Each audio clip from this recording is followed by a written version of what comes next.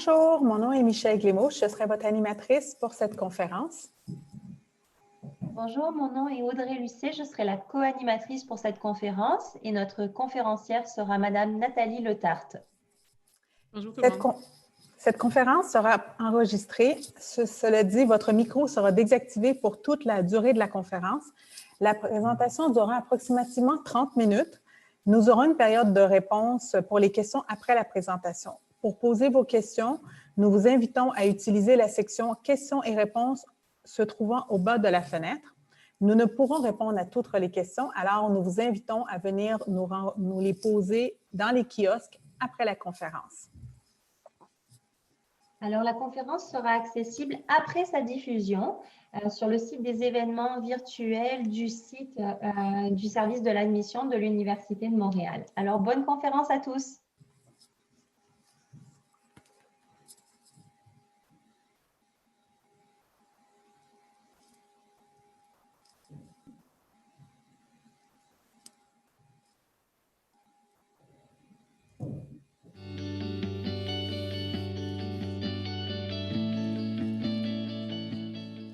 Alors, bonjour à toutes et à tous. Mon nom est Lynn Lalonde. Je suis la doyenne de la faculté de pharmacie. Alors, ça me fait un grand plaisir pour moi de vous souhaiter la bienvenue à ces portes ouvertes 2020 qui, en cette période de pandémie, se feront sous un mode virtuel. Alors, vous avez devant vous la porte d'entrée de la faculté de pharmacie et à droite, le pavillon Jean Coutu. Vous voyez ici sur la diapo ce qu'on appelle notre agora. Alors, c'est l'endroit où habituellement c'est plus occupé. C'est nos étudiants vont travailler dans l'agora avec les professeurs. Vous savez, bon an, mal an, on a pratiquement 1500 étudiants à la faculté de pharmacie. Alors, c'est une faculté qui grouille d'activités, je peux dire. Si la pandémie nous a appris quelque chose, c'est probablement que plus que jamais, on a besoin de pharmaciens et aussi de sciences pharmaceutiques. Vous savez, au printemps dernier, on était en pleine célébration du centenaire de notre faculté quand la pandémie a fait interruption, qui a interrompu nos activités. Et ce qui est étonnant, c'est que quand notre faculté a été créée il y a 100 ans, c'était aussi en période de pandémie. Alors, vous vous rappelez pas probablement, mais c'était la pandémie de grippe espagnole. Alors, notre faculté a été créée après la 4e vague de cette pandémie. Alors, encore une fois, on est touché par cette pandémie. Et ce que la pandémie nous apprend, c'est que vraiment, on a besoin plus que jamais de pharmaciens et d'experts en développement du médicament. Alors, vous savez, les pharmaciens ont maintenant un rôle extrêmement important, tant les pharmaciens communautaires que les pharmaciens d'établissements de santé. Et on a besoin d'experts aussi en développement du médicament, donc des gens qui vont développer des vaccins, développer des médicaments pour freiner un peu la tempête inflammatoire qui accompagne souvent la COVID-19. On a aussi besoin de gens qui vont être capables de faire des essais cliniques, donc tester ces nouveaux médicaments chez les humains, des gens qui vont préparer des dossiers de réglementation pour que ces nouveaux médicaments puissent être approuvés par Santé Canada ou par la FDA aux États-Unis. Alors, on est très fiers, notre faculté contribue à relever les défis en santé de nos populations, autant avec la formation de nos pharmaciens que des experts en développement du médicament. Et on a comme vision de toujours être à l'avant-garde, d'être un moteur de changement pour justement l'avancement de la pharmacie et des sciences pharmaceutiques. Alors, on peut se vanter un peu. Notre faculté est la plus grande faculté francophone en Amérique. C'est la 2e en importance au Canada après l'Université de Toronto. Alors, on y offre 8 programmes d'études au premier cycle et au cycle supérieur. Il y a à peu près 120 personnes qui travaillent à la faculté, donc des professeurs, des chargés de cours, des cadres, des professionnels, etc. On a une association étudiante qui est extrêmement dynamique et on offre à nos étudiants un environnement d'apprentissage qui est vraiment exceptionnel.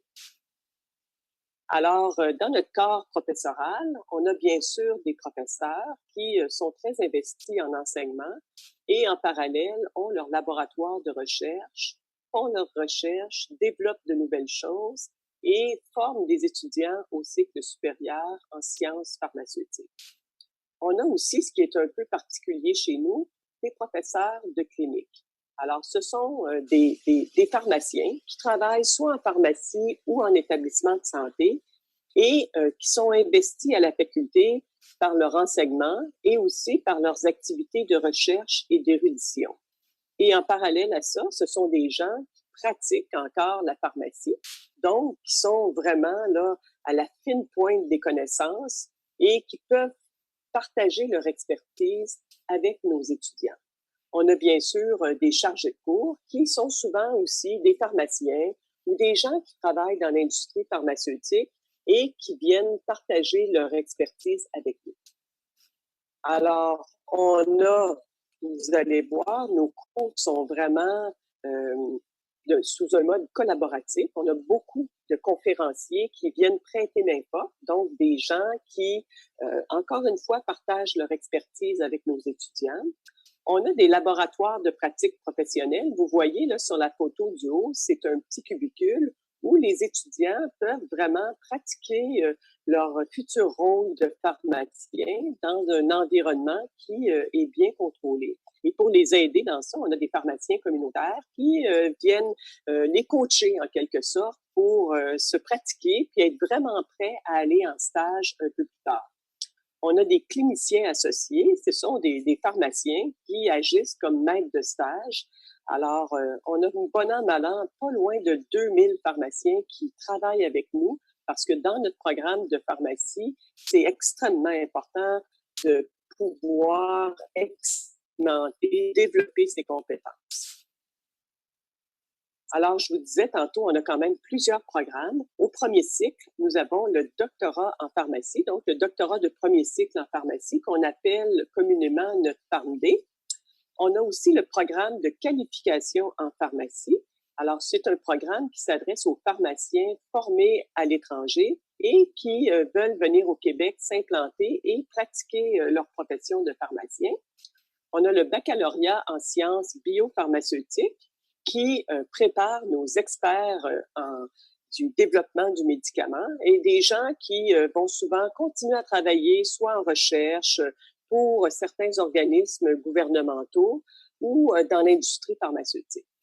Nos programmes au cycle supérieur, alors d'abord la maîtrise en pharmacothérapie avancée, notamment l'option en milieu hospitalier pour ceux qui aimeraient être pharmaciens dans un établissement de santé.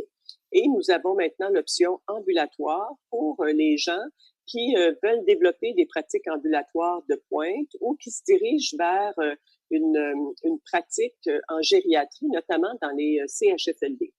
On a un programme de maîtrise et de doctorat en sciences pharmaceutiques et des programmes au cycle supérieur en développement du médicament.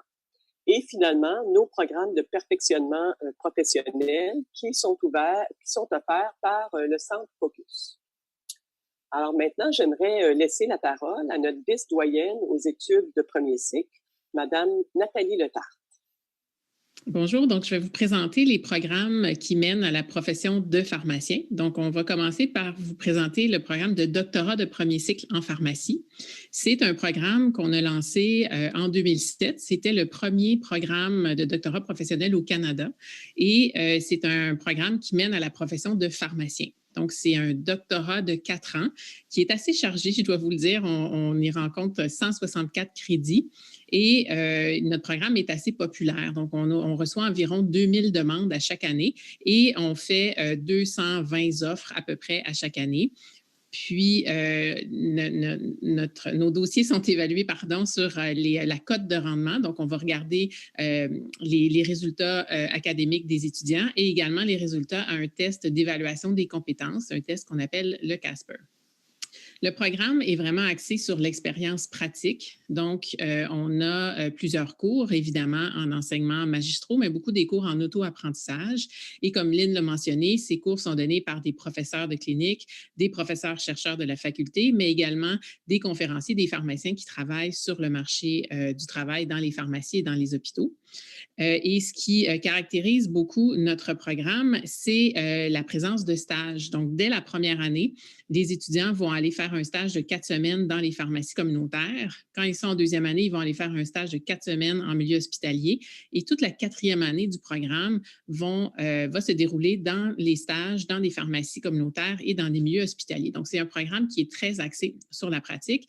Et comme Lynn le mentionnait, nous avons aussi des laboratoires de pratique où les étudiants vont avoir des jeux de rôle et vont faire des différentes évaluations où ils vont jouer le rôle du pharmacien, un étudiant va jouer le rôle du patient. Et ils vont pouvoir se pratiquer, entre autres, sur des éléments de communication ou de transfert d'informations. C'est un programme par compétences, donc on va évaluer des compétences qu'on dit pharmaceutiques, donc les soins pharmaceutiques, le service à la communauté, entre autres, mais également des compétences transversales comme le professionnalisme, la communication, le leadership, qui sont toutes des compétences qui sont très importantes dans notre programme. Ici, vous avez une photo de notre auditorium principal à la faculté de pharmacie au pavillon Jean Coutu.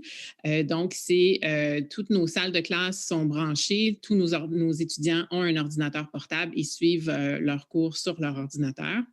Et on a des professeurs qui viennent enseigner. Donc, le pavillon est à la fine pointe de la technologie également. Lynn vous a mentionné tout à l'heure les laboratoires de pratique. Donc, on fait des laboratoires de simulation également dans ces laboratoires. On peut filmer également et réécouter les vidéos pour donner de la rétroaction aux étudiants, ce qui est très apprécié. Présentement, pendant le temps de pandémie, on fait un petit accroc à ce protocole-là et tous nos laboratoires ont lieu quand même, mais on les fait de façon virtuelle. Donc, les étudiants sont en petits cubicules de 4 étudiants ou en plus grand groupe de 12 étudiants avec un tuteur et ils résolvent des cas comme ils l'auraient fait s'ils étaient vraiment en présentiel à l'université. Les perspectives de carrière pour nos pharmaciens qui finissent le programme de PharmD, bien évidemment, ils peuvent aller travailler dans les pharmacies communautaires, donc les pharmacies quartiers comme celles qu'on retrouve près de chez vous. On peut également aller à la maîtrise pour devenir pharmacien en établissement de santé.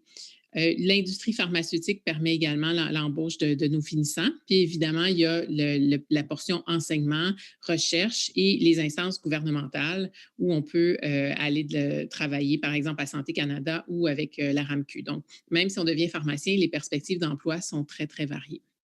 Ce qui est nouveau également depuis quelques années, et c'est un peu avec l'avenue du PharmD, c'est qu'il y a plusieurs activités nouvelles qui peuvent être effectuées par les pharmaciens dans les pharmacies.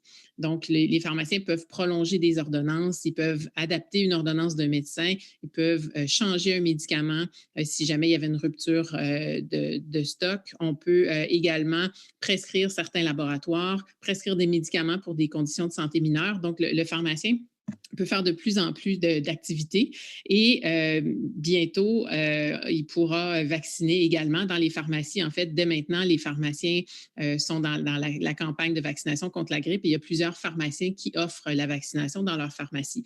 Et on a intégré tous ces éléments-là dans notre programme, bien évidemment, pour bien préparer nos étudiants quand ils vont arriver sur le marché du travail. Donc, c'est une profession qui change beaucoup, surtout depuis les 10 dernières années. C'est très excitant. Un mot sur le programme de qualification en pharmacie. Donc, on l'a mentionné plus tôt, c'est un programme pour les étudiants qui ont été formés en pharmacie à l'étranger et qui voudraient travailler au Québec. Donc, c'est un processus de reconnaissance d'une équivalence de diplôme et c'est prescrit par l'Ordre des pharmaciens qui évalue les dossiers. C'est un programme d'appoint qu'on a développé en collaboration avec l'Ordre des pharmaciens et c'est en fonction des compétences qui sont nécessaires à l'exercice de la pharmacie au Québec. C'est une formation qui est intensive de 4 sessions où on inclut des stages également, des laboratoires et des cours comme au PharmD. Et on a seulement 30 places dans ce programme-là. Donc, pour les gens intéressés, je vous inviterai à consulter la page d'information de ce programme. C'est vraiment une clientèle particulière. Finalement, je voudrais vous donner un mot sur le rôle du pharmacien en établissement de santé, donc dans les hôpitaux. Donc, on a un programme qui s'appelle la maîtrise en pharmacothérapie avancée pour les pharmaciens qui sont diplômés et qui voudraient poursuivre pour aller travailler dans les centres hospitaliers. Donc, c'est un programme de 4 sessions également, où il y a une session de cours où on va approfondir les connaissances et les compétences sur des sujets que l'on rencontre principalement dans les hôpitaux, donc les soins intensifs, les soins critiques, l'oncologie, la greffe, etc. Et il y a un projet de recherche qui est associé à ça. Et il y a 3 trimestres de stage. Donc, les étudiants vont aller dans les établissements de santé faire des stages dans différents secteurs cliniques, donc que ce soit en médecine interne ou soins intensifs, en oncologie, en psychiatrie, etc. Donc, ils ont une année de stage pour parfaire leurs compétences pour travailler dans les établissements de santé. Donc, c'est un programme qui est offert à nos pharmaciens, dans le fond. Et on a également une option en milieu ambulatoire. Donc, ce sont pour les pharmaciens qui désiraient pousser encore d'un cran, approfondir leurs connaissances et leurs compétences, mais pour œuvrer en pharmacie communautaire ou pour travailler dans les groupes de médecine familiale, par exemple. Donc, c'est encore une fois, il y a un trimestre de cours et une année de stage en différents milieux, donc en milieu hospitalier, mais également dans les GMF, dans les centres de soins prolongés. Donc, il y a beaucoup de stages qui sont offerts dans cette option-là.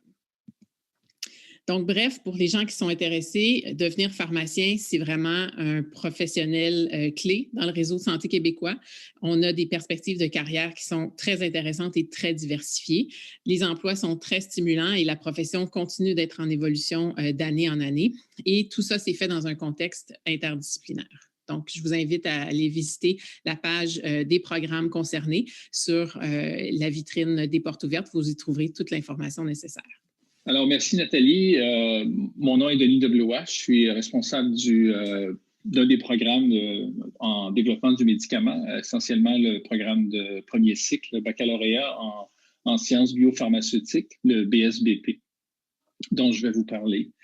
Le BSBP donc, fait partie, en fait, de ce qu'on appelle la recherche en pharmacie. Essentiellement, c'est un programme qui forme des développeurs de médicaments, des gens qui vont découvrir et tester, valider la nouvelle génération de médicaments dont on a bien besoin ces jours-ci. Comme vous le devinez bien, on a besoin plus que jamais de gens qui sont capables de découvrir et amener en clinique des nouvelles molécules, soit pour prévenir, vacciner, traiter les patients qui en ont bien besoin. Alors, le baccalauréat en sciences biopharmaceutiques, qu'on appelle communément le BSBP, c'est essentiellement une formation multidisciplinaire qui touche tous les aspects du développement du médicament, de l'idée au marché, essentiellement, donc de la mise au point en laboratoire jusqu'à son évaluation d'efficacité et de sécurité et de qualité en clinique.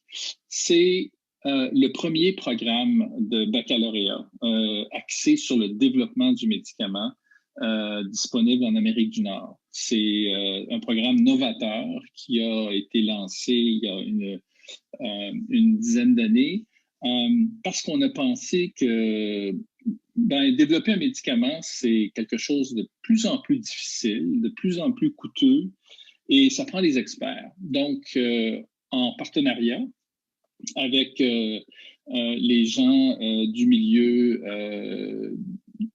privé ainsi que du milieu gouvernemental et du milieu de la recherche académique, on a jugé que ça valait la peine de commencer plus tôt, en fait, à former des gens en développement du médicament. Et c'est pour ça qu'on a créé le BSBP. Et essentiellement, la formation permet aux diplômés d'être capables de répondre à des questions fondamentales. Comment est-ce qu'on teste la sécurité d'une nouvelle molécule qui n'a jamais été administrée chez des patients ou même chez des humains? Comment est-ce qu'on prouve l'efficacité? Si vous lisez les journaux depuis quelques mois, vous constatez comme bien des gens qu'il est parfois difficile de prouver l'efficacité dans quelles conditions, quelle est la population cible, comment est-ce qu'on donne le médicament, à quelle dose, parce qu'un médicament, ça peut faire beaucoup de tort. Et le but des études cliniques, c'est de déterminer les conditions au sein desquelles le médicament va faire plus de bien que de mal. Donc, c'est essentiellement ça qu'on enseigne dans le baccalauréat. L'enseignement est théorique. Évidemment, on vous enseigne les bases scientifiques nécessaires pour évoluer dans ce secteur-là, mais c'est résolument appliqué. Donc, à la fin du baccalauréat, il y a un stage en milieu de pratique, en milieu local ou à l'international. Donc, dans cette diapo ici, vous avez résumé essentiellement les 3 ans du baccalauréat et en pourcentage des crédits ou du temps consacré au cours de ces 3 années-là, vous voyez qu'il y a environ un tiers qui est consacré aux sciences de base. On vous enseigne la chimie, la physiopathologie, la biologie moléculaire, mais toujours dans le contexte du développement de médicaments, de la découverte. Une fois qu'on a trouvé un mécanisme important dans une maladie, comment est-ce qu'on fait pour trouver une molécule qui agit sur ce mécanisme, pour l'augmenter, le diminuer, de façon à améliorer, si vous voulez, la condition des patients. Donc, ça, c'est les sciences de base et on passe très vite, dès la première année, aux sciences appliquées, c'est-à-dire là, on étudie comment est-ce que la chimie interagit avec le vivant, avec la pharmacologie, la pharmacocinétique. On étudie comment on peut quantifier la tolérance aux médicaments, donc les effets toxiques, comment est-ce qu'on les prévoit, comment est-ce qu'on les gère, comment est-ce qu'on formule un médicament également. Est-ce que c'est une pilule, une granule, une injection, une infusion? Ce sont des décisions importantes pour optimiser, si vous voulez, la présentation du médicament. Finalement, les sciences cliniques, durant la deuxième moitié du baccalauréat, c'est vraiment le cœur de ce qui fait ce baccalauréat un programme unique en Amérique du Nord. C'est qu'on passe le quart du programme à vous enseigner le design optimal des études cliniques. Comment est-ce qu'on fait pour démontrer chez l'humain que le médicament fait plus de bien que de tort, et à qui, à quelle dose, etc.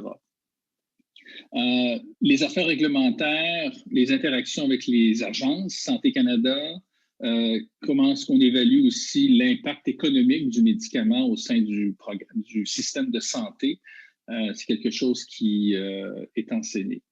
Et finalement, la dernière session du programme porte sur l'application de ce que vous aurez appris. Évidemment, il y a des cours d'intégration tout au long des 2 premières années et demie. Il y a des cours qui vous permettent de faire des études de cas sur des cas réels de médicaments qui ont eu du succès ou qui ont échoué au cours de l'histoire des dernières années. Donc, ça vous développez une culture du médicament. Et vous intégrez toutes les notions que vous apprenez dans les autres cours.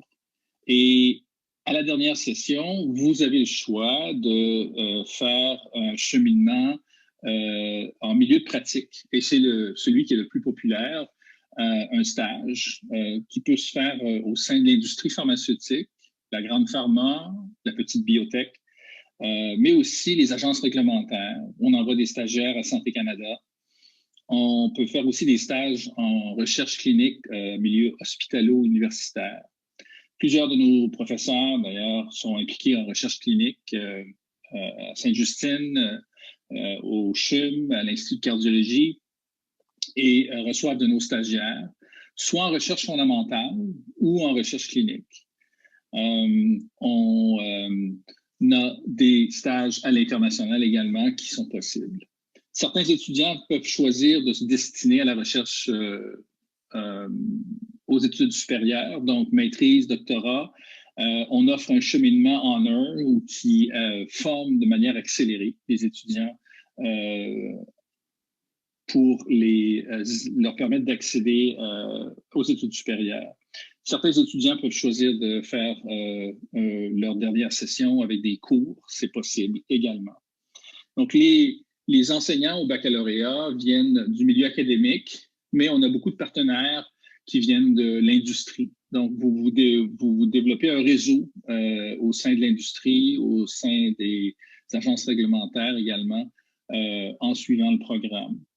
Il y a des laboratoires qui sont en chimie analytique et en biologie moléculaire qui vous initient à la pratique des laboratoires, de la science, des notions théoriques que vous aurez apprises en cours. Et en terminant, les options d'emploi sont très bonnes. Après un baccalauréat en sciences biopharmaceutiques, tout le monde se place. Déjà, à la fin du baccalauréat, 50% de nos stagiaires se font offrir une prolongation, un contrat d'au moins 6 mois au sein du milieu où ils auront fait leur stage. Pas tous l'acceptent. 5% accèdent au marché du travail directement. Les autres, bien qu'ils se voient offrir un contrat, déclinent. Et en fait, ce qu'on observe, c'est qu'environ un tiers de nos étudiants choisissent d'aller aux études supérieures, donc la maîtrise, doctorat de recherche.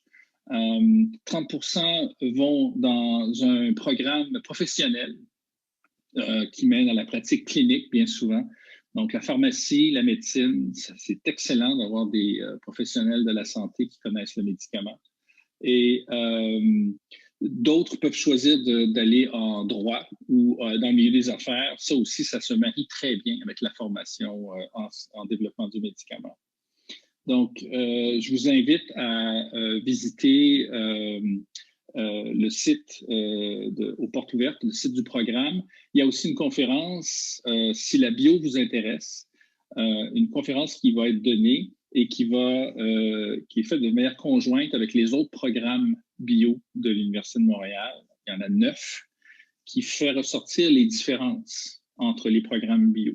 Et celui-ci est celui qui est le plus appliqué parmi les programmes bio qui, pour la plupart, sont très axés sur la recherche très précoce. Ici, c'est la translation vers la clinique. Donc, je vous remercie de votre attention. Bonjour tout le monde. Donc, mon nom est Daniel Lévesque. Je suis vice-doyen à la recherche et aux études supérieures. Donc, je vais vous présenter nos programmes au cycle supérieur. On offre en fait de nombreux programmes au cycle supérieur. Je vais commencer par le diplôme d'études supérieures spécialisées, le DESS, parce que c'est vraiment un programme qui est une belle continuation du BSBP, notamment parce que on voit un peu les mêmes informations, mais ça permet d'approfondir ce qui a été vu au baccalauréat et ça permet de développer donc des créneaux parce que donc, ce programme-là comprend plusieurs concentrations qui permet à l'étudiant de se spécialiser, si on veut, dans un domaine qui est plus d'intérêt pour lui. Donc, les concentrations au DESS, ce sont des concentrations du genre recherche clinique, pharmacoéconomie et accès au marché, donc réglementation, fabrication et conformité, et pharmacovigilance et gestion du risque. Donc, on voit dans les concentrations, on couvre tout le spectre du développement du médicament. Donc, le DESS peut aussi être combiné à un stage de 15 crédits pour obtenir une maîtrise. Donc, ce stage de 15 crédits, c'est un stage de 8 mois qui peut être effectué dans l'industrie pharmaceutique, qui peut être aussi effectué donc, dans les différentes agences gouvernementales, dans les agences comme les trucs de capital de risque, etc. Donc, c'est une formation donc, qui vous permet donc d'obtenir une maîtrise à la fin et d'avoir aussi donc un stage de 8 mois donc en milieu de pratique qui vous met comme un pied déjà dans le milieu, dans votre milieu de travail. Donc, ça s'adresse, bien entendu, aux étudiants qui ont complété une formation de premier cycle. Ça inclut aussi les étudiants qui ont déjà une expérience de travail dans le domaine ou qui viennent d'ici ou de l'étranger. Le DESS aussi peut être complété entre 1 et 4 ans, ce qui signifie que le DESS peut aussi se faire à temps partiel. Donc, si vous êtes sur le marché du travail, vous voulez vous perfectionner dans un des domaines que j'ai cités dans le développement du médicament, donc vous pouvez également le faire en concomitance avec un travail. Pour les maîtrises et le doctorat en sciences pharmaceutiques, donc ce sont des maîtrises plus académiques, de recherche académique. La maîtrise, donc, qui suit le parcours au baccalauréat, sert à initier les étudiants à la recherche et aussi à former du personnel hautement qualifié. Donc, après une maîtrise, vous pouvez donc, vous allez avoir un champ d'expertise qui est un peu plus pointu, mais vous allez aussi développer des compétences transversales, comme au premier cycle, de pensée critique, d'autonomie et de leadership dans votre domaine, qui vont vous permettre ensuite de rejoindre plusieurs volets au niveau de l'industrie pharmaceutique, la Big Pharma, la biotech, les agences réglementaires et donc la recherche clinique également.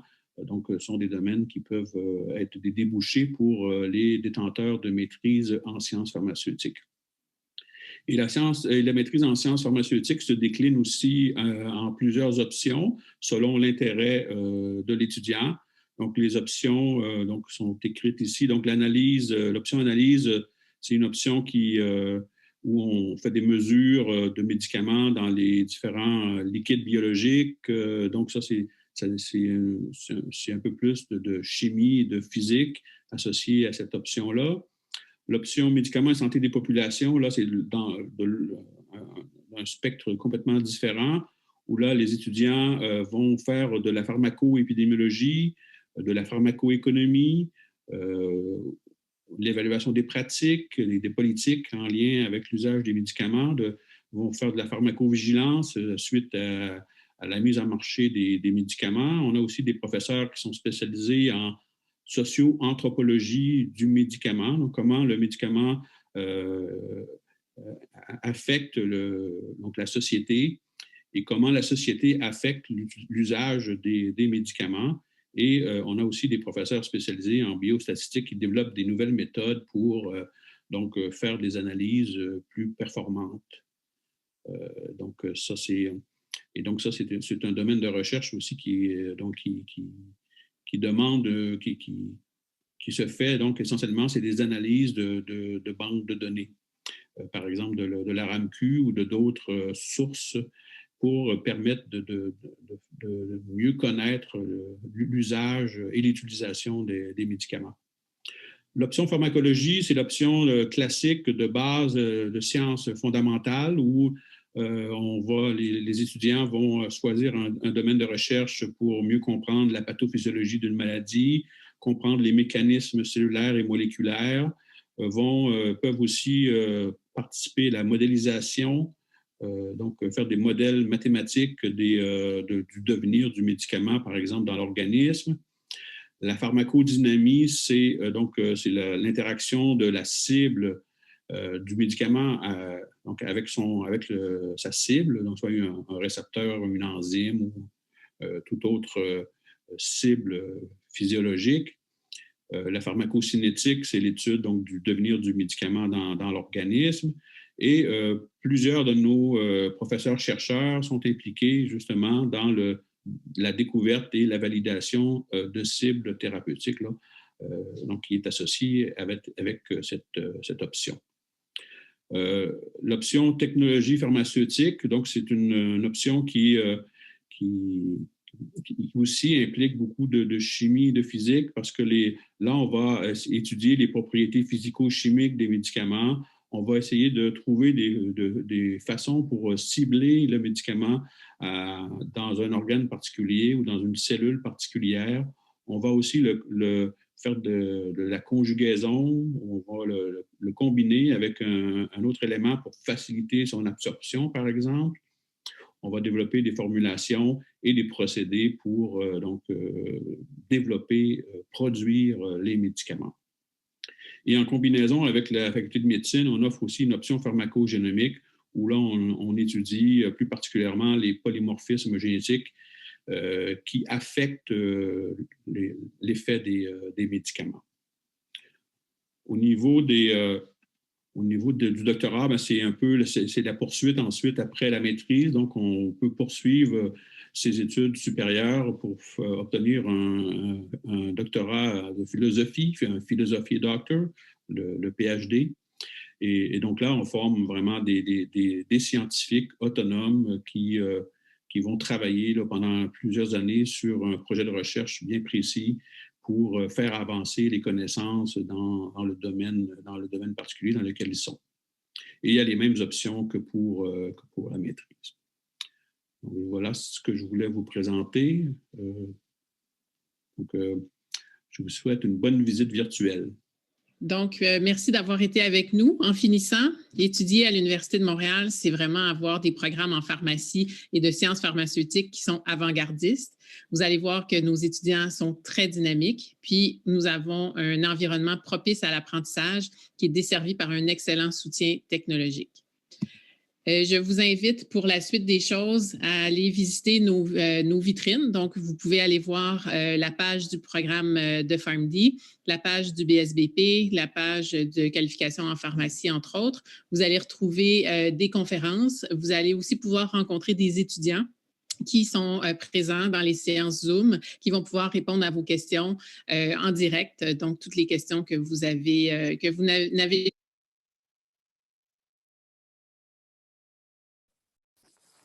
Alors, merci. Merci à nos conférenciers. Je vais demander maintenant à Mme Letarte et Mme Lucé de rouvrir leur caméra et leur micro. On est un peu à court de temps, alors on n'aura pas le temps de faire répondre à plusieurs questions ici lors de la conférence, mais comme Mme Letarte le disait, il y a plusieurs personnes qui sont dans les kiosques, alors n'hésitez pas à aller dans les kiosques des programmes pour pouvoir poser vos questions, les questions qui sont un peu plus spécifiques à votre parcours académique. Vous devez, pour savoir où retrouver ces personnes qui sont là pour répondre à vos questions, vous devez aller dans la pastille « Rencontrez-nous » et vous allez trouver des liens Zoom, Meeting, pour pouvoir échanger avec les étudiants et les représentants des programmes. Madame Letarte, on va se donner un petit 5 minutes pour répondre à une ou deux questions, parce qu'il y a eu quand même beaucoup de questions qui ont été formulées pendant la conférence. Audrey, peux-tu, s'il te plaît, nous formuler la première question? Oui, bien sûr. La plupart des étudiants nous demandent s'ils ne sont pas admis justement dans le doctorat en pharmacie, vers quel autre programme ils devraient se diriger et déposer une demande pour pouvoir ensuite repasser vers le programme de pharmacie. En fait, c'est une bonne question. Il n'y a pas de recette magique ou de passage accéléré. Ce qu'on vous recommande, c'est vraiment de choisir un programme qui va quand même vous intéresser, dans lequel vous allez aimer étudier, puis vous allez rester motivé parce que dans le fond, le but de ça, c'est d'augmenter un peu les notes qui étaient peut-être un peu plus faibles dans certains cas au cégep. Donc, choisissez quelque chose qui vous intéresse, qui va vous motiver et qui peut-être peut mener aussi à une profession si jamais ça ne fonctionne pas de venir en pharmacie. Donc, il y a une panoplie de programmes. C'est sûr qu'il y a un petit avantage aussi de prendre un programme à l'Université de Montréal, ça joue un petit peu dans la cote, mais sinon, que ce soit en biochimie, à la faculté de pharmacie, il y a le programme de sciences biopharmaceutiques où il y a certains cours qui pourraient être crédités, mais sinon, il n'y a pas vraiment plus d'avantages à part de connaître déjà la faculté, déjà les professeurs. Ça peut être biochimie, nutrition, d'autres programmes. Plus c'est connexe aux sciences de la santé, plus ça va vous aider après en pharmacie, mais il n'y a pas on recommande un programme qui va vous intéresser. Parfait, merci. Nous avons maintenant une autre question qui est beaucoup plus en lien avec les admissions, une question que je vais adresser à Madame Glémaud. Les étudiants internationaux se posent beaucoup la question à savoir est-ce que leur profil, est-ce que leurs diplômes étrangers vont être reconnus pour postuler et avoir une chance d'être accepté dans ce programme. Est-ce que vous pouvez nous en dire plus, s'il vous plaît? Alors, je vais aller très rapidement, mais comme on le dit dans les kiosques, vous pourrez avoir plus d'informations. Premièrement, il est important de savoir qu'il y a un programme de qualification en pharmacie qui existe. Alors là aussi, il y a un kiosque où vous pourriez aller poser plus de questions. C'est pour les pharmaciens formés à l'étranger. Il y a un parcours spécifique. Alors, vous pouvez avoir plus d'informations. En ce qui concerne le programme de PharmD, de doctorat en pharmacie, il faut avoir le statut de résident permanent et le statut canadien pour pouvoir intégrer le programme. Alors ça, c'est vraiment le premier élément très important que vous devez prendre en considération. En ce qui concerne les relevés de notes, parce que j'ai vu plusieurs questions en lien avec vos relevés de notes à l'étranger, il n'y a pas de souci. Nous allons faire l'évaluation des relevés de notes au sein de l'Université de Montréal. Nous sommes habitués, vous savez, nous avons plus de 10 000 étudiants qui appliquent à l'Université de Montréal, qui ont fait des études à l'étranger. Alors, nous avons toute l'expertise pour pouvoir le faire au sein de notre université. Sur ce, je pense qu'on va conclure cette belle conférence. Comme on vous le dit, n'hésitez pas à aller dans les kiosques pour continuer la conversation avec les personnes qui sont présentes, autant des étudiants que des représentants de programme. Et on tient beaucoup à remercier Mme Letarte et Mme Lucet pour leur collaboration à cette conférence. Merci beaucoup, mesdames. Et je pense que Mme Letarte, vous allez être probablement dans les kiosques également. Oui, je transfère au programme de pharmacie à l'instant, donc on va se revoir dans ces programmes. Super. Et merci à toutes les personnes qui ont participé à la conférence. Ça nous fait vraiment plaisir de voir que vous avez de l'intérêt par rapport à nos programmes. Et on tient également à vous annoncer qu'il y aura d'autres conférences qui vont avoir lieu, des conférences par programme qui vont avoir lieu entre le 10 novembre et le 5 décembre. Alors, il y aura encore plusieurs autres opportunités d'échanger avec vous en ce qui concerne nos programmes. Merci à toutes les personnes à la maison d'avoir assisté à cette conférence. Bonne journée à tous et à bientôt.